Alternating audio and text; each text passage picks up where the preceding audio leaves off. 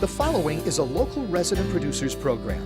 The program content is the sole responsibility of the producer and does not necessarily reflect the views or policies of CATV2, Oshkosh Community Access Television, the City of Oshkosh, the Oshkosh Cable Television Advisory Commission, or Time Warner Cable.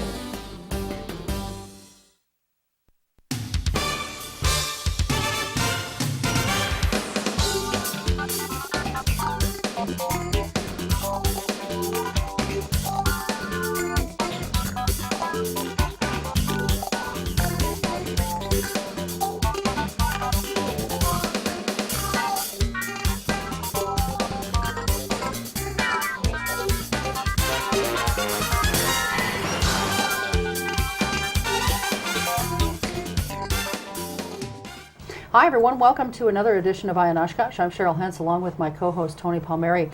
On this edition, we're very pleased to welcome back someone who's been here before, although he was here in the past as a candidate, Jef Hall. Jef ran for Congress in 2004. A couple years ago. Yep. And it was this close. You kind of got your butt kicked, but something that came as a surprise to a lot of people, I think, was earlier Did this I got year. my butt kicked? I'm sure they. No, earlier this year when you defeated a long-time county board supervisor, Paul Sundquist, to become the new county board super in District 17. Yep, which is right here.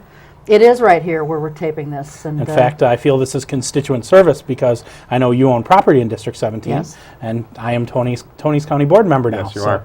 Yes, you are. Yeah. County board supervisor. But exactly. We should clarify, Jef is not getting a per diem payment to be No, here. not at all. No. Okay. Well, Jef is also the chairperson of the local Winnebago County Democratic Party, and we're going to try and stick to county issues during the next hour. But if we start running out of things to talk about, he said he'll take off one hat and put on the other, and talk about some party issues. You can usually get a nickel out of me for that. Right. Well, welcome to the show, and I appreciate you doing this. Thanks for having me. Changed a few things around in your schedule to be here. Let's just talk right off the bat. You did knock out a long-time incumbent, Paul Sundquist. Is your service on the county board so far in the first 4 or 5 months what you thought it would be, or have there been some surprises? Well, nothing is ever really going to be exactly what you think it would be. So yeah, there's been surprises, but I'd really studied up a lot on the county issues before I ran. I attended most of the county board meetings for the year or so before and watched the ones I didn't attend. So I've always been interested in government, like we discussed when I was here before. So the issues before the board weren't so much of a surprise. The process was a surprise, and because just watching it, you can get an idea how it works, but until you're there, hitting the button, waiting your turn, voting and all that, you really don't get how it works. And then also there's the rules, and then there's the traditions and things like that. So I know I've been a bit of a stickler on the rules, which I think are very, very important. But so that's more where the surprises a stickler? Do they not enforce their own rules? Well, if you read Robert's Rules of Order, actually, they have provisions in there for traditions. Yeah. That traditions can be done until someone points out that you're breaking the rule, and then you're supposed to follow the rule. So, I mean, it's not that they're doing things incredibly wrong. It's the Robert's Rules accounts for it until there are times that I've said, you know what, I don't think this is the way it should be done. Right. And I think that's really important in politics, because politics is, when you're working on a county board or city council or even all the way up to the Senate, what you're doing is you're mitigating conflict. You have people that believe very fiercely different things, and they need to move forward to a goal. So that's why rules are important, because the rules are how do you mitigate that conflict, and how do you not just sit there and throw things at each other the whole time. Like if you watch, I know that CNN always has sometimes when legislature erupts in fist fights and stuff, and they're always fun to watch, but that's not how you want your government to run. So that's why the rules are important, because that's how you say, how much time does this person get to speak, how much time does that person get to speak, and how do we make sure a dissenting voice is always heard and a dissenting vote is always recorded. And- so I think and- that's very important. And in kind of holding their feet to the fire on following the rules, how has that been received? Because, I mean, you got people on that county board who have been there forever. Forever. And that's probably why the rules are kind of falling by the wayside. I'm sure it's not a blatant No, not at all. disregard for the rules. It's just, one by one, sort of the formalities tend to fall off when you've got this little family that you've had forever. 100%, you're correct. I mean, I don't want to say that they're purposely trying to mislead anyone or break rules. Like I said, Robert's Rules has a thing in there for tradition. If there is no rule, you go by the tradition of the organization. But if someone points out that the rule is different than the tradition, then you're supposed to follow Well, can you the give an rule. example of a rule that's been bended or that has been a subject of tradition until you pointed it out? I really think there's been some problems with how we've scheduled votes and how we've brought things forward, that they haven't been on one was the committee vote. When we voted to approve committees, Yeah. it wasn't on the schedule to be on the docket to be voted on that day. But they said the tradition was that they just brought it up in the county board chair's report. Oh. That is against the rules. And I pointed that out, and I tried to, get the vote on committees not held that day because I don't think there was enough input in the committee process. Sure. And we have another rule that says committee, and it doesn't say committee and board assignments, it just says committee assignments need to be as equitable as possible. Now, I don't know how you define as equitable as possible, but one person with 4 or 5 board appointments, and then we have one member with none, and with committee appointments, we have one member with none, a couple members with only 1. I have 2. Well, I don't think that's as equitable as possible. So I think that's a rule. Is that completely at the discretion of the chair? It's the chair appoints the committee on committees, Yeah. and the committee on committees then decides who goes on what committee. I gotcha. And the argument that is tradition is, well, if you don't get as many committees, they'll put you on more boards to balance it out. Like I'm on the IS committee, and I only have 1 committee, but I'm on the advocate board. So they say, okay, you've got 2 assignments. But if you look in our rules do actually state that it's committees that need to be as equitable as possible. All right. So those are instances where, maybe that's how they've always done it, but they need to either change our rules to make it that, or we should follow the rule. Yeah, And I say, when in doubt, follow the rule. Yeah. Because the way the board's set up, and this is one thing, and this will help seeg into one of the things you wanted to talk about. One of our board is set up based on committees. The committees decide something and then bring it to the full board to either approve or deny the committee's decision. Okay? So the committees are very important, and we need to have all our committees. So if someone doesn't have as many committees as someone else, in essence, my 4,200 people that I represent don't have as much of a voice on the board as someone that's on 4 or 5 committees. But isn't that the way it works in Washington, D.C. also, in the U.S. Congress? They work on a committee system just like our I haven't county read their government. rules, though, but I've read ours. Well, but I mean, my point is you've got some congressmen that sit on 3, 4, or 5 committees. Some, I think, are on maybe 1 or 2. Isn't it? What's the difference? Like I said, I haven't read their rules, but I've read our rules, and our rules say that they are supposed to be equitably assigned. So I think that we should do everything we can to follow the rules. And I had a question about the rules, and I don't agree with how it came out. So not, as a result of your raising the concern, has anything changed? Not really yet, but I keep trying to point out when I think something isn't right. And I think that there's been a little bit of a swing on certain issues where, if nothing else, they're dotting their I's and crossing their T's a little bit better. What about the I've heard some supervisors say over the years that the meeting times of committees are problematic, Yes, totally. especially if you're someone who has a 9-to-5 job. Like me. All right, so is it at the discretion of the committee chair as to when the committee will meet? No, the committee decides when they're going to meet. All right, the committee decides it. But it's a kind of a vicious circle, because I've had people say to me, well, you couldn't serve on the Judiciary Committee because they meet at 10 in the morning. Right. Well, no, the committee decides when they meet. So in other words, every time you reappoint a new committee, they should redecide the time that they're going to meet. So people say you shouldn't be on the committee because they meet at the wrong time. But if you put me on the committee, then I'm part of the vote that assigns the committee. So I think we need to do that. That's one of the biggest reforms we need, more than, you want to talk about county board size, but even more important, we need to make it so that citizens can become county board supervisors. Sure. I mean, they say that nobody runs for county board. Well, we can't. You keep being told that you can't be on the county board. You won't be able to serve on any committees. Yeah. And That's a very vital point. I mean, if you are someone who's working a 40-hour-a-week, 9-to-5 job, you literally could not serve on county board committees, most of them. Well, I mean, unless the committee upheld the rules and set a time for you, but that doesn't happen. Not really, because the committee on committees meets. Yeah. And I guess, and I asked for the committee on committees to meet at a time that I could attend. Yeah. And they didn't. So, just so that I could witness it and see how it happened, which I had a real problem with. I'm not going to lie. But but there is discussion like that. Well, this person works at such and such time. He can't be on the judiciary or on the land use or whatever. But I don't think that. I think that's cart before the horse. Yeah. Who should we have on the committee, and then when should they meet? Exactly. And the thing is does it make sense to have a judiciary committee always meet at 10 in the morning? Because if nothing else, at least every third meeting should probably be at night so that people can attend it. Well, and that was going to be one of the points that I made, Jeff, because we hear so often, and it is true, that people in a lot of cases don't know who their county board supervisor is. Knocking on the doors, a lot of people didn't know. Sure, and they don't understand what county government does. Yep.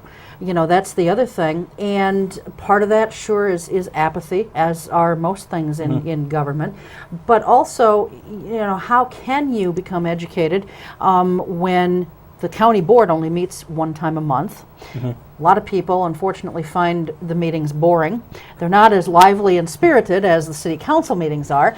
And the rest of the committee meetings, which are numerous, too many of them meet during the day when people can't attend. Yep, yeah. I agree with you. And I don't think that the committee meetings get as much coverage either. I mean, very often when I go to a committee meeting, because like the Diebold thing we were talking about, and I went to a lot of the committees that talked about that. We don't get paid for going to those, just so people know. Right. We're just going as observers, just like everyone else. If you're not on the committee, you don't get paid for being there. But here it was an issue that was in the paper every day. When we had committee meetings talking about it, all there were county board people there.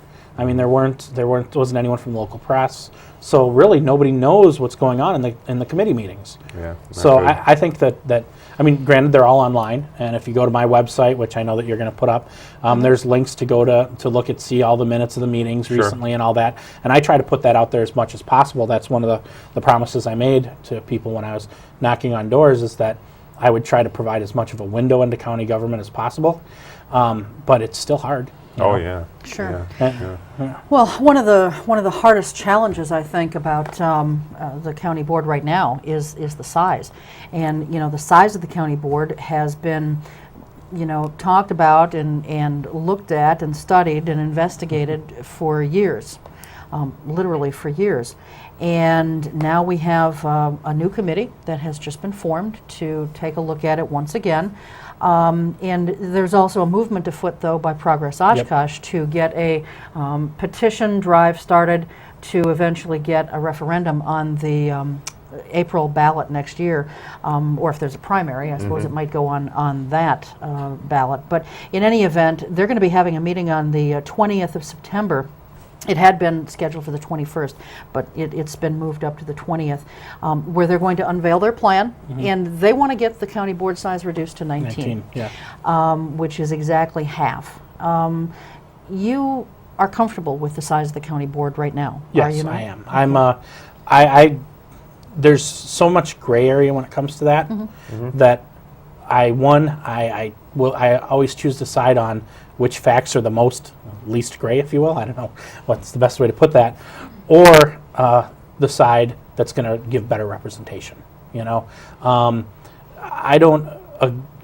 There is no proof behind what I'm hearing on the other side why we need to shrink it, because they say things like, well, there'll be more contests, we'll have more new blood if it's smaller, more people will run. Well, there's no way to quantify that. No. Are people not running because of what we talked about, committee meetings during the day? Are people not running because of, they just don't care about county issues? I mean, like you said, they're not as flashy as the city issues. Sure. You know, knocking on doors, people were like, "Oh, will you fix my street?" And I said, "No, that's no, I won't. In fact, that's not what we do at the county. Unless you happen to live on a county road, then maybe we will." But so you're right; they're not as flashy. But the thing is when you look at what facts there are there, I think they kind of wither away. They say there'll be more contested races. We have 7 members of the board right now that have served less than 1 term. Yeah. So, I mean, we do have overflow on the board, you know. I think that argument there kind of goes away. I mean, and when you look at it, every incumbent except one that had a challenger lost. Yeah. So I think, well, I guess now that I'm an incumbent, I might not think that's healthy, but I tend to think that's a healthy government. But thing, no, you know? did. You ran a very rigorous campaign. You got out in the community. You did the work. I like PJ Sundquist, but for years I thought... He's a really nice guy. He is, but in my district, but for years I thought if anyone can get out there and knock on those doors and meet people, they'll beat the guy, right? You did that. Took 600 doors, yeah, but I did it. Now, you probably still could do it if the district was 2,000, 3,000, 4,000 people larger, but not as many people are going to be able to run that kind of campaign in a large district, are they? Yeah, well, what I'd like to compare it to is right next door to me is Donna Laurie, who's Yeah. a wonderful lady, and I know you both know Donna. Yeah. And she did the exact same thing. Yeah. She knocked on doors, zero budget campaign, and won, Yeah. and beat a longtime incumbent. Now, if she had 9,000 people to talk to instead of 4,500, Yeah. the equivalent of, would she have been able to do that? Maybe not. I mean, I don't look it, but I'm actually fairly energetic, so I can get out there and knock on. I could have knocked on 1,200 doors if I needed to instead of 600. Sure. So I think in my case, yeah. But in other cases where people have to work even more, they have family obligations. I'm single, so I can go out every night and knock on doors. Will that make it so that they can't run? So well, where do you think this move to reduce the size of the board? Because I like the size as it is right now too. Where's the pressure coming to reduce it? what I think it really comes from is people that don't like government. Overall, and I don't want to say that 100% because I know the League of Women Voters are in with making a smaller county board. Yeah. And when I've talked to them, they seem to have real reasons behind it. I don't think that they're reasons that you can write down on paper and write an equation about, you know. But they say that, and I know there was a great discussion at the first meeting of the Committee on County Board Size between John Shadler, Vice Chairman, and then Claude Thompson from here in Oshkosh. Because Shadler believes, like me, that the board's right at a decent size now, and Thompson believes it needs to be half the size. Right.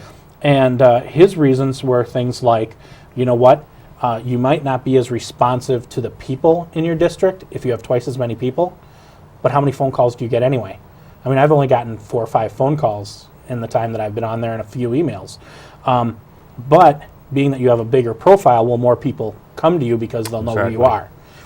That's not something you can put in an equation and prove, but it's an arguable point. So, and that's a lot of what the league's point is. But I think a lot of where it came from, I mean, I guess I'm throwing my hat a little early, came from the Republican side of the equation, and it's people that don't believe in government. And so they think that the smaller you make government, the better it's going to be. The funny thing is one of the people that are pushing for the smaller board are the Wisconsin Taxpayers Alliance. I don't know if you're familiar with them. Yeah. And they tend to go on right on issues and everything's bad. Well, they did a study. Have you seen that study?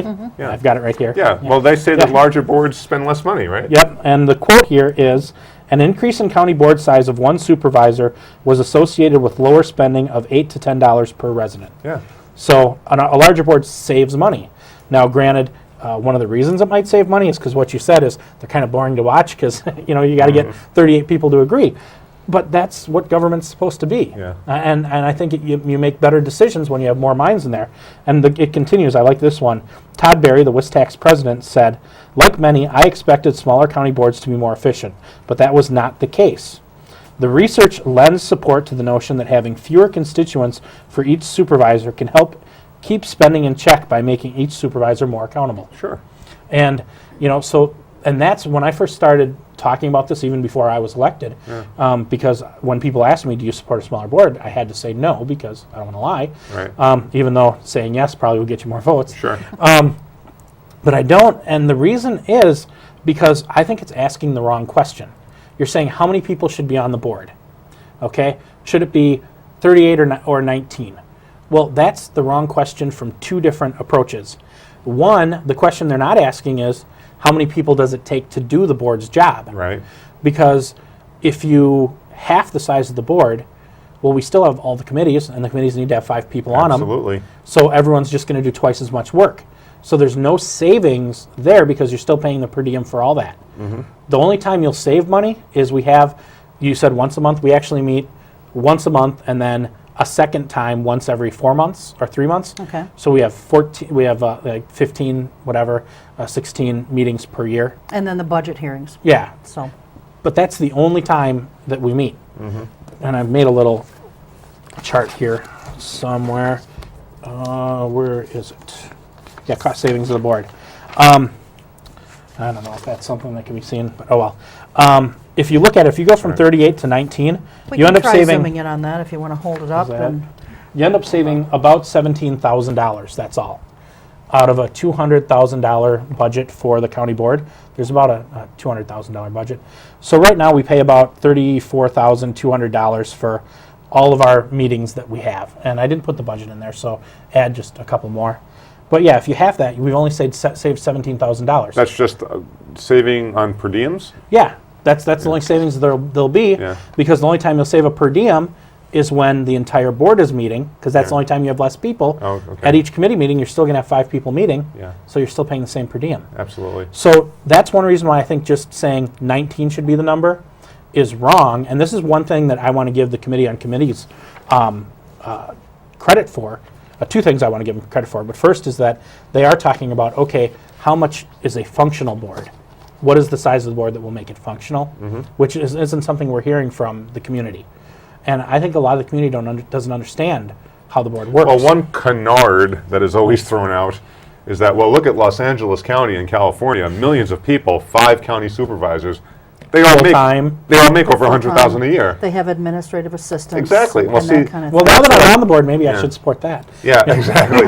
But that's what I think is missing, Jeff. We probably end up spending a lot more money because the smaller the board gets, you're going to need more administrative staff. Yep. You're going to need more people to do work, and that's the hidden cost. Can you talk a little bit about this Committee on County Board Size? Yeah. And how did this get created? Well, that was a creation of the chair, Dave Ulbricht. And one thing I would like to give Dave and them credit for is, we talked about rules earlier, Yeah. is they did neglect to publish the fact that they needed to elect officers of the committee when they had the first meeting, so they didn't do it. They just said, oh, we're not going to break the rules and do that. We're Okay. just going to elect them at the second meeting. So that made me feel great because, hey, we're following the rules. But it was a committee that was chosen by the chair. And then it was approved by the board. And I don't know if you watched that meeting at all, but I had a few things to say about Right, that. yeah. I want you to summarize that here. What did you have to say about that? Well, the committee is 5 board members and 3 members of the community. And 2 of the 3 members from the community are from the League of Women Voters. Okay? They're a wonderful organization. I support 95% of what they do. However, they already have an opinion on what the county board should be. They've already stated it. So my first argument was that, was when they said that they were going to have a league member on there, was that, okay, I think that the league should be involved in the process, and I think they should be invited to testify, and they should be invited to give information. But if we're going to make a committee, I don't think that we should have people on the committee that are going into it saying, this is the number I want right away, because I think it shuts off debate. And I would love to have them part of the process. Sure. Then, when the committee was announced, they had 2 members of the League of the Board, Women Voters on it. So of the 3 citizen members, 2 of them already have a stated position because they wanted one from the north end of the county and one from the south end of the county. Now, I'm all for equal representation from the north and south end, but should that representation already have its mind made up? No. So that's where I tried to get, they put the resolution forward as voting for them all at once, and I tried to get it broken up so that we'd vote on each member one at a time. Yeah. Because I think that, and whether it's I forget the gentleman's name that's from the north end of the county, Kathy Propp was the one from this side. either one, fine, we'll put one on Joe the board. Knoll? Is it Joe Knoll? Yeah, I believe that's right. If either one, fine, we'll put one on the board, but I think that we should, if we're going to do that, then we should find someone who has the exact opposite. Exactly. That has publicly stated that we need to have the board the same size, and maybe we'll put Tony on there Yeah. instead. Well, who are the five? Who are the 5 county board members? Trying to remember off the top of my head. I believe it's Egan, Barker, Albrecht, O'Brien. Oh, Albert put himself on it. Yeah. Well, Okay. the chair is automatically a member of every, Oh, okay. of every committee. Okay. However, he put himself as a member of the committee. Like the chair is a member of every committee, but normally he can only vote if someone's missing of the 5.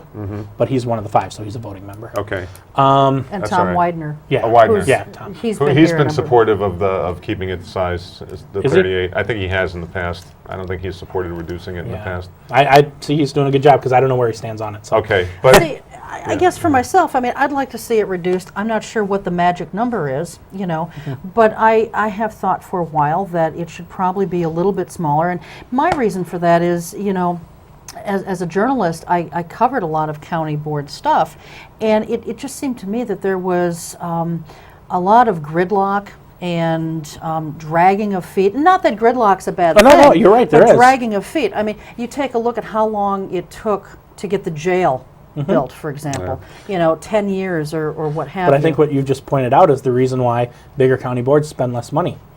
Because it takes longer to decide to spend it. But on the other hand, had we, made a decision maybe in 5 years as opposed to 10, we could have saved a lot in construction costs. Maybe, maybe not. I mean, it can cut both ways. I just see a lot of feet dragging, if you will. And, gridlock can be good, but feet dragging, I don't think is ever a good thing. But we have 7 people on the city council, and look at how mad everybody gets when something sails through there. Yeah. Well, exactly, So- and so I would not be in favor of 7 people on a county board. That's what I'm saying, is there's a happy medium, and there are arguments all across the board. But I tend to say, give me an argument where you can Sure. prove something. Now, the other problem I had, if you don't mind Yeah, me go ahead. continuing, with the composition of the committee on the size of the county board, is like I mentioned before, of 38 members, we have 7 members that are new and have not served a full term yet. I thought that one of them should have been appointed to the board as well to give a representation, because the big thing everyone says is there's not enough competition, so that's why we need to make it smaller. So let's let someone who's had to run a campaign and get elected and oust an incumbent have one of them on the board. And I don't think it should be me. I'd love to, Right. but if it would have been, any of the new people, it would have been a fresh perspective. Sure. As it is, everyone that's on it there now, I believe, was on it when they did it, 6 years ago, 4 years ago, whatever. And so what new information are they going to bring to the table, because they were already through this process once? Well, what is this committee supposed to do? I guess they're supposed to analyze, look at different ways, and recommend a number. Just make a recommendation. Yeah, because the number needs to come to the county board, and then the county board can vote on it. Now, what happens is, if, they want to put it on the April ballot, Progress Oshkosh, it can only be changed once every 10 years in between the census. Yeah. So what happens is, if the county board studies it and comes up with, okay, we think that 29 is a good number, and this is why, and we convince enough of the county board people to vote on it, that's it. That's all it can be voted for. That's all that it can be cut until the next census. So there were some boards that tried to be sneaky and reduce themselves by 1, because that cuts everything off until the next census. Oh, so that even cuts off citizen Yes, drives? yes. No matter what, it can only be reduced once. So, Progress Oshkosh, if we decide to cut ourselves to whatever number this committee comes up to, Progress Oshkosh could have a signature from every single member of the county, and they can't do it. But what's the timetable for this committee then? Because Progress Oshkosh wants to get something on the ballot by April. Yeah, and I Yes. think This that, committee could do something before April. yeah, Is that the goal? I don't know, it's up to the committee. I believe... Because I could see them being sneaky like some other counties, reduce it by 1. No, that's the thing, we're not trying to be sneaky. That's why we're having the committee, is we want to have an open forum. In fact, the next, and I forget what day it is, I think I might have written it down. What's the size But that the we want to League- invite everybody Sure. to come there. What size has the League of Women Voters advocated? I believe 19. They want 19. At least that's what a member has told me. I know we talked about it in the last one. September 13th at 6:30 in the Coughlin Center. This will probably already not be running by Yeah, then. right. Okay. Look at the minutes online, I guess. But yeah, September 16th. And one thing that they Or did 13th. do, September 13th. 13th, okay. At 6:30. One thing that they did do, though, is they sent out letters to all of the municipalities Yeah. to invite, the town chairs and the mayors and, the city councils to come and give their input at the next one. Okay. So that, and I agree with the committee in that they want to make it as open a process as possible and get Sure. as many opinions as possible and not be sneaky and just cut it by I gotcha. one. You All know, right. But if they do it, they have to do it by But March apparently 31st. Progress Oshkosh apparently doesn't have much faith in this committee because they're moving forward with a petition drive. Is that what you said? Yes. I Yeah. believe that they even started that before the committee was appointed, All right. because I know that I got an email from them about that before the committee. We voted on the committee. So. Well, and I think that's right, Jeff, because when I spoke with Dave Albrecht about coming on the show, he said that he couldn't because he had prior commitments for this evening, but he made it a point to tell me that, he put this committee together because if the county board doesn't cut the size, somebody else will make a movement to do just that. Or at least if the county board doesn't look at cutting the size, somebody else is going to be out So there do you looking think to do it. do you think some cut is inevitable then? If you got this committee that might feel the pressure of the referendum and you have the actual referendum drive? I would guess that the committee will recommend a cut, but then it's up to what the board votes as a total. I'm not going to say that I'm definitely going to vote not to cut the board. Right. If for some reason the committee comes up with a great reason that it should be number X, I'm open to be convinced. I'm starting out on the other side though. Because who knows, maybe they'll find something that I haven't yet. But I think all things being equal, what I know now, 38 is probably a good number. The other thing that makes me mad about this that I don't like is everyone's talking about what number should the board be. And I think what we should talk about is how many constituents should each of us represent. Right. And nobody's saying that. Nobody's talking about the voters. Nobody's talking about the people that we're elected to represent. And there's kind of I printed this off, size of county board versus constituents. We actually have the 9th largest percentage. Of the 72 counties, quick math, 63 of them represent less people than I do. The only ones that represent more than us are, the big ones, Milwaukee, Dane, Waukesha, Brown, Racine, Kenosha, Rock, and Outagamie. Those are the only counties that have more people per each county board member than Winnebago does. So if you're saying we need to reduce it because, that just doesn't make any sense. And Brown County, I believe, correct me if I'm wrong, they did reduce their size and then increased it again. Way back. Yeah, this was in the last 10 years. They reduced it and came to the conclusion that some people really were losing representation, so they put it back. Now, I don't know if that would happen here, but by statute, we can actually have up to 47. 47 by I'm statute. sure everyone at home just went, Yeah. No one's going to advocate that, right? no, I don't think so. But right now I represent, and this is according to the 2000 census, 4,296 people on average. Probably more now because I have all of those new apartments they built behind the tumbleweed there, but Right. and just growth overall. But it's not like we are representing hardly anyone. We're in well into the top tier of the state of number of people that we represent. I mean, it goes all the way down to, I believe, Menominee County is the last one, and it's like 400 people. Yeah, 400, if the board, 434. let's say, and again, you're right. I mean, no real long-range thinking has gone into this. If the board was reduced to 19, how would the new districts be developed? Well, that's one thing is one reason they want to do 19 because that's the easiest. If you look at Oshkosh, if you're familiar with the wards here in Oshkosh, I represent 2 wards, 15 and 16. So what they would do then is they just take 2 more wards and slap them into my district. So everybody would represent 4 wards instead of 2. In Oshkosh, yeah. In Oshkosh. In Neenah, I think it's 4 wards as one district, so then you'd have 8 instead of, So, I mean, if you look at it, and this has nothing to do with why I would or would not support this, but if they were to do it, then I'd get, absorbed into one of Sure. the other supervisors' districts. Absolutely. So come the next election, would I have to run against, Bill Wingrid or Yeah. Al Jacobson or Donna Laurie, all people who I like a whole lot, and I think they do a great job on the board. Yeah. So that's what would happen, Jef, you had talked about, when you were out campaigning earlier this year, people were saying, how do you feel about the size of the county board? Were you getting that question a lot when you knocked on doors? I mean, is this a major concern of people's? I think it's a manufactured concern. Yeah, I don't know if agree. it's a major concern, but there's people out there yelling about it, and so there's editorials about it, and so therefore it's a concern. I think much more important to talk about is how are we going to fund police, and how are we going to, afford to, take care of our elderly, and that's what the biggest part of the budget of the county board is. And everyone says, what's the size?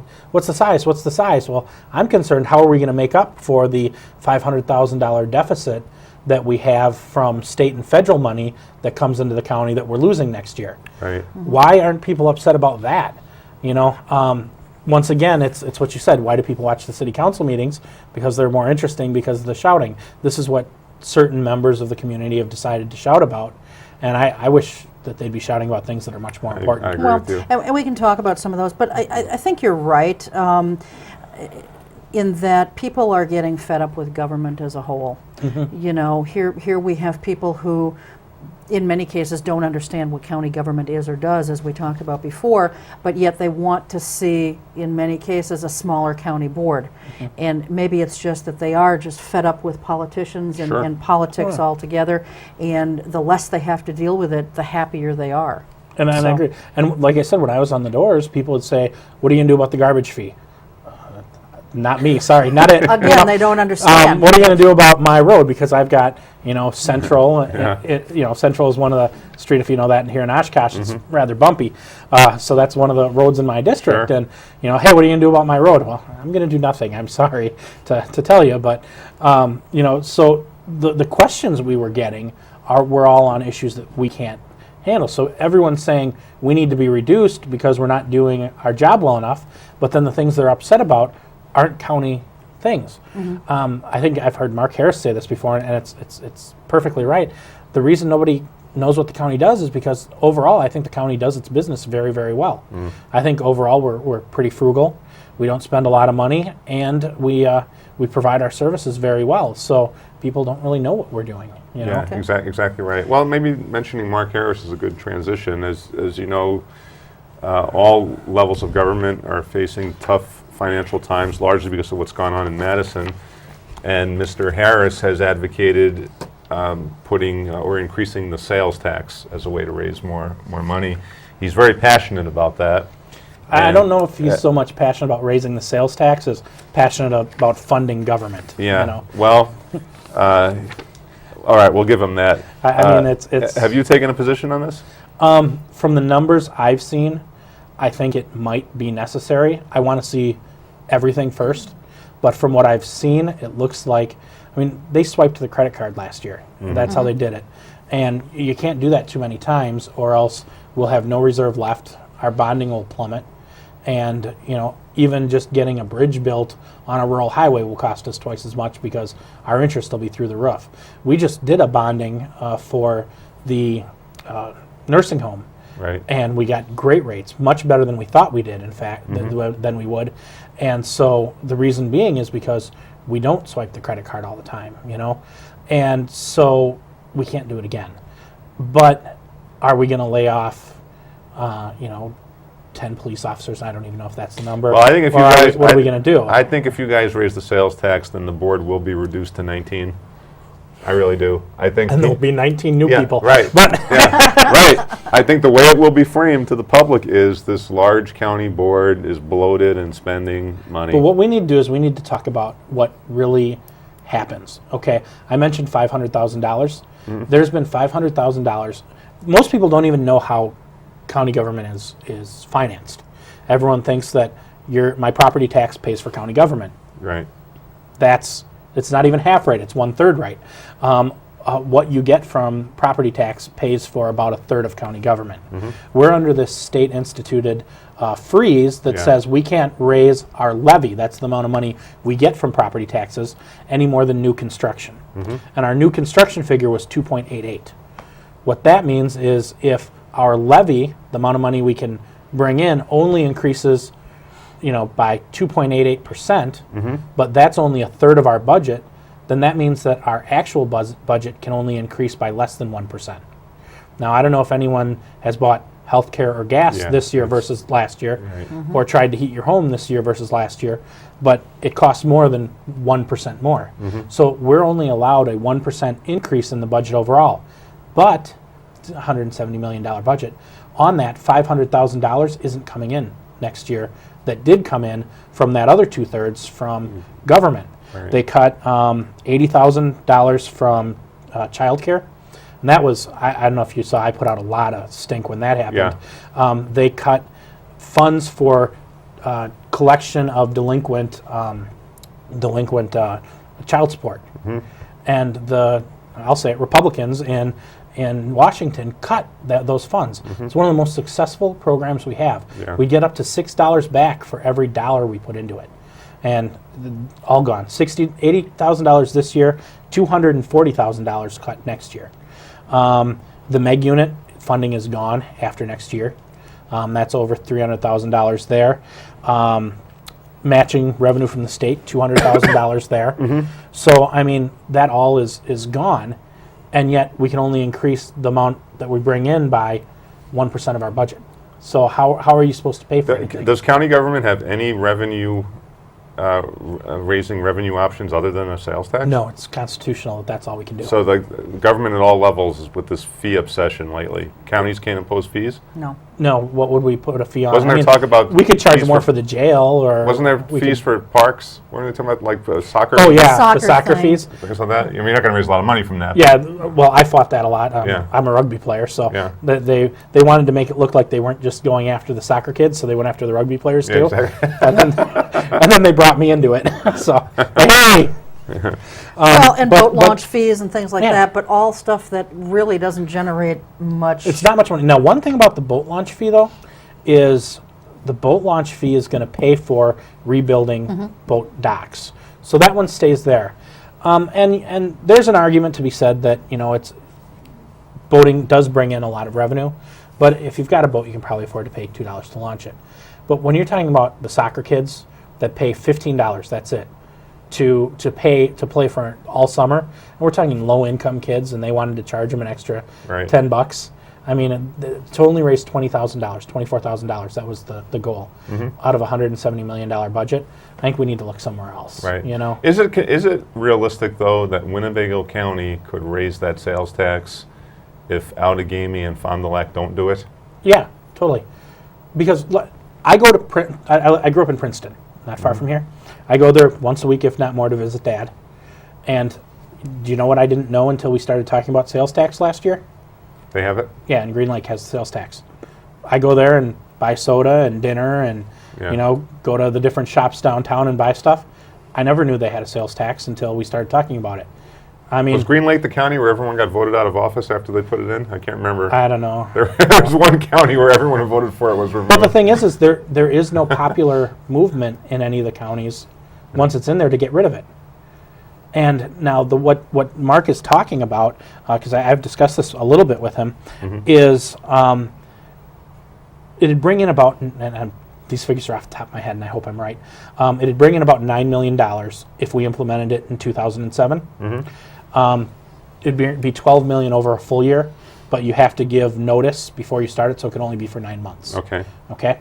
Of that, about $1 million would come in purely from tourists. Because, I don't know if you saw, we had that report out, about $230 million a year come into Winnebago County on tourist revenue. Tourism, okay. Okay, so if you look at that as 0.5% on that, which is what you pay every time you go to Princeton or to Exactly. Madison Oh, or yeah. to Green Many- Bay many or whatever. places, yeah. And you never notice, do you? Yeah. mean, No, I don't notice. Did you ever go, I can't get that Slurpee. Yeah. That's just, Yeah, that exactly. extra 0.5% is killing me. How many counties? I mean, Winnebago was one of 10. 10 counties that don't have 62 it. Yeah. have it, 10 Okay. don't. And they all happen to be just about right around here. But that's about $900,000 that would bring in over the 9 months. Yeah. So that is what. Okay. The problem, Jef, is you started off this show talking about rules, and Cheryl and I both agree with you. I think the state law has been pretty clear that the increase in the sales tax for counties is not for the purposes that you're talking about. The state, that You're increase right. in sales tax was for property tax reduction. Mm-hmm. So Harris wants to use it not for a unique purpose, but not for what the state law intended. Actually, it would be. If you look at overall, and I have that figure right here, the 10 counties without the county sales tax Yeah. or a stadium fee, either one, our property tax rate is about $2 higher when you look at equalized property tax rate than the average of the 62 counties with it. So no matter what happens, when you look at averages, if you have the sales tax, you are reducing your property Yeah, but taxes. didn't the Wisconsin Taxpayers Alliance do a study where they said that those counties with It's the an tax opinion. Now the thing was is, a mixed bag as to whether they actually had the lower property taxes or not? yeah, well, if you look at the average, they do. And now when you look at, I guess, what's the best way to put But this? we're not going to see a lower property tax Yes, you bill. will. The way that it would probably be written if it went through Okay. is Mark would say the tourist money, the money that comes in from tourists, we're going to use for county government. All right. Another 10% of it, because that's what the tourism part ends up being, about 10%. Another 10% they would like to give back to municipalities, because municipalities have no way of raising money Yeah. at all. So would it be enough to get rid of the garbage fee? No, but might it get you a little bit closer? You know, you never know. And then the rest, 80%, would go directly to the reduction of property taxes. Now, what that would be is it'd be a 56 cent per thousand reduction of your sales tax. And what that means is that you break about even. I know you saw my thing that I had last year when we were talking about this. Right. If you look at the median income for Winnebago County, this is 2000 census. Median home value is $97,700. That's actually gone up to about $120,000 since then. Yeah. But yearly household income, $44,445, which means over a year, the sales tax would cost you $11.96 compared to, because you'd pay about $67 in sales tax, But if you're a non... but you'd get $55 but in there's property a- tax relief. Right, but there are a lot of people in Winnebago County who are not homeowners, right? You won't benefit. Yeah, I will. No, you won't. How could it... Okay, now let's make a People- The logical... landlord probably wouldn't, he would probably see a break because his landlord wouldn't Raise the rent. raise the rent because of increased taxes. Because what they're saying now is you can't make logic, and let's just talk, go back to college logic. Either one of two things happens. Your rent is paying for property taxes, and therefore you're putting into the community, or it doesn't pay for property taxes and you're not putting into the community. Either way, the sales tax should keep your rent down if you say that your rent is paying for your property taxes. And if you say that you're not putting into the community, then, well, it's about time they do put into the community. So we should tax them. But there's a reason why sales taxes are called regressive, But right? when you look at it generally, yes, they are regressive. Yeah. Except by Wisconsin law, it only taxes that which is Right. taxed by Wisconsin law now. So your food, your medicine, your rent, things like that aren't taxed. So when you talk about people that are on fixed and low incomes, that's who gets the benefit out of this. Let's say that we have a fixed income elderly person and we took a look at what the average is. They have a home worth about $90,000. On Social Security income, they bring in about $25,000 a year. They actually end up saving $12.90. Now let's talk about who else that this would affect. Everyone in Oshkosh and Winnebago is up in arms about manufacturing. Yeah. Where are manufacturing jobs? Well, when you talk about manufacturing, they're land wealthy, but most of the things that come in, they don't pay tax on. So you're going to be giving a break and hopefully making Winnebago County a better place to build your factory in. Let's talk about farmers. They're cash poor, but they're land wealthy. So you're going to be helping the farmers with this as well. Because if you put the bulk of it directly towards reducing property taxes can be very regressive too. Oh, sure, absolutely. So, Yeah. I mean, when you look at it, and then when you look at the kind of programs we can save by being able to fund them, you really are, it's it's not regressive at all. I really think it takes that out of Well, it. I think the county board is going to have to show that every effort has been made to cut waste, Oh, yeah. you know? I agree with you. But see, people just have a hard time believing that those cuts have been made. Well, I know we're pretty close, and we're pretty tight. I mean, we did let go of people, and I'm hearing from Well, look what a lot happened of recently, departments where Karen Seifert got elected as a judge, Mm-hmm. and then immediately I thought Mr. Harris, responsibly said, maybe we should think about not filling that court commissioner position. And the board went up in arms. Well, that's But isn't public that- safety, though. I mean, Well- you're talking about what Karen did is, I mean, she did placement of children. She did divorce hearings. She did some of Yeah. the very important stuff. Yeah. And I would never support cutting safety. I mean, if we had to not blacktop 3 roads, I would rather do that Yeah, but and keep that position. this is the reason why government has so much difficulty cutting, because everything you try to cut, invariably it becomes, anything can be framed as a public safety issue, just about anything. I think the only thing the county has cut in the last few years has been was the horticulturist, or something like that. It's difficult for county government to make cuts. Well, the thing is most of what we do, we have to do. It's by Yeah. statute. Where we've made cuts is where it hurts. We've put more people on waiting lists to get service Well, from the that's true. county. That's true. And so we have made cuts, and those cuts are cuts that hurt the community. And you don't see it because nobody sees a waiting list. Right. Nobody feels the personal pain of someone that's waiting to get care in their home that they really, really need. Yeah. I mean, so And most you people don't see the cuts, yeah. but they're there, and they hurt. They hurt. Well, and most people don't go to budget hearings. Uh-huh. I think too many county supervisors don't deliberate enough on the budget. Is there going to be a more? Well, I know I will. Yeah. Well, I want to go back Yeah, to some go of ahead. these numbers, not any particular number specifically, Jeff, but couldn't one say that to throw these different numbers out there to support a property or rather a sales tax is just kind of playing games with semantics, and here's my point. You're getting increased in sales tax. You're getting this 0.5% sales tax that would be coming directly to us.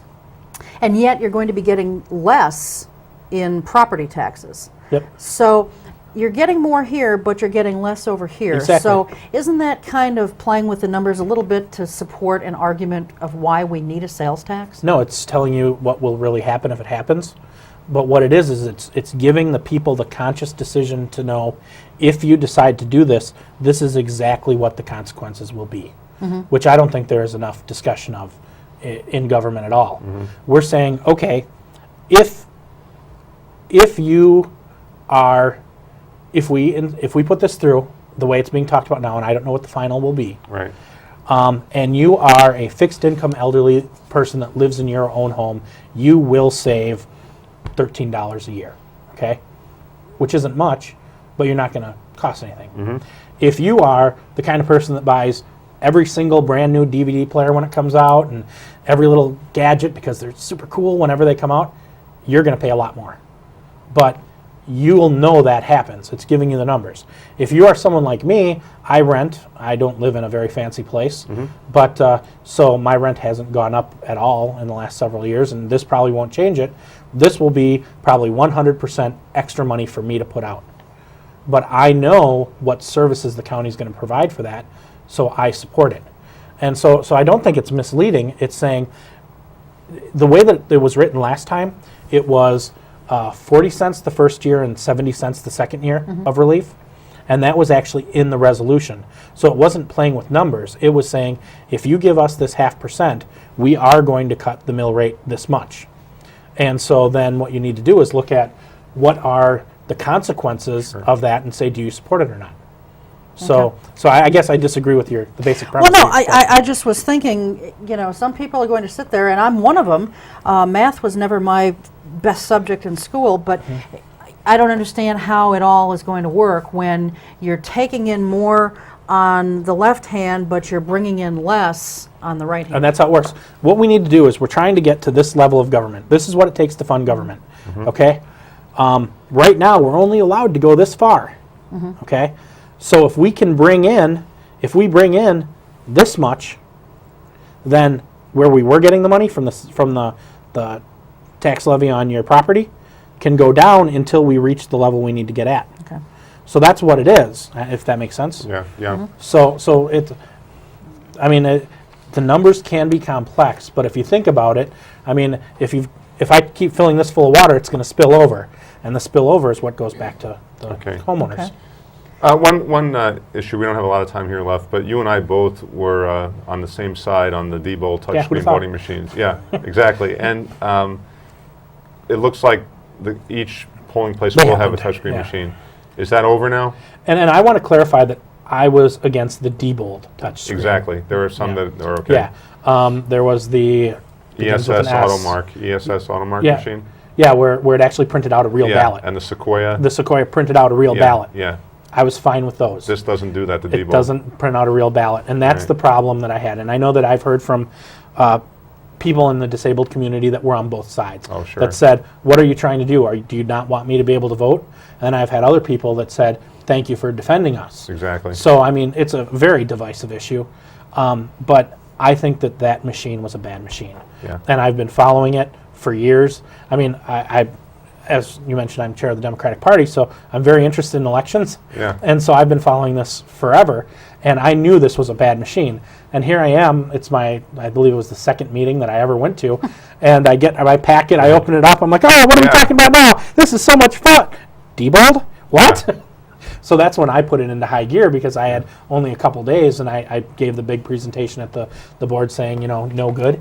And I want to clarify to anybody that doesn't know, I'm not against handicapped people voting.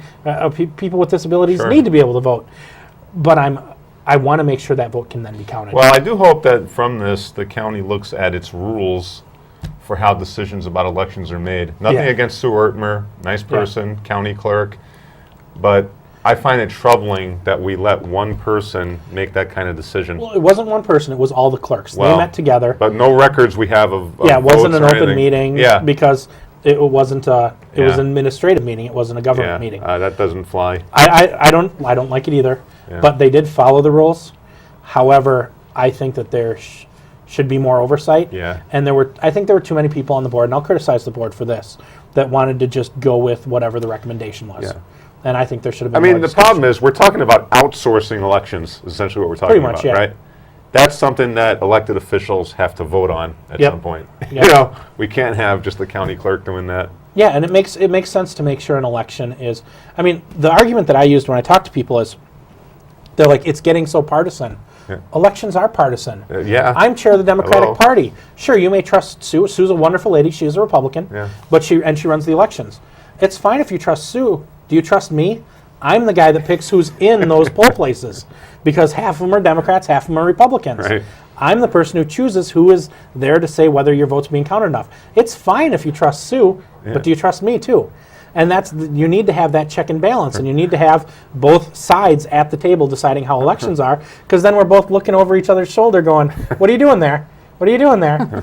Well, and I should point out to the audience that Ron Hardy, who operates babblemur.com, BABBLEMUR.com, has done some very nice writing on what you can expect when you go to the polls. Yeah, I like that a lot. With respect to these touchscreen machines, and you can check that out on his website. He also graciously allowed us to reprint those articles on the Eye on Oshkosh website, so you can see them there as well. But interesting information that you should know before you go to the polls, whether it be at the primary or he's primarily expecting a problem come November. So that's all the time we have. Jef, thanks very Thanks much for for having being me. here, and we'll have you back sometime as the party chair, and we'll Then I talk can about those fight. other issues. You can put on your other hat.